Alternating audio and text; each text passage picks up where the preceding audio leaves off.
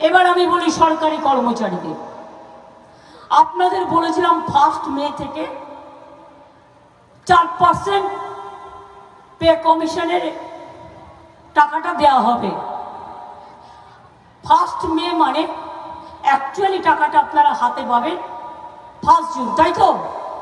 অঙ্কে তাই বলে, কিন্তু আমি তো আপনাদের দিদি হই, তাই আমি কি করলাম, আমি স্টেট আলোচনা করে আমরা এটাই ঠিক করলাম, এটা তো অলরেডি বাজেটে বলা আছে, আমরা 1 মে থেকে টাকাটা দেবো না, আমরা 1 এপ্রিল থেকে দেবো। তাহলে আপনি যখন 1 জুনে গিয়ে টাকাটা পাবেন, তখন আপনি ওই এপ্রিলের মাইনের সাথে ওই যে টাকাটা বাড়তি সেটা আপনি পেয়ে যাবেন।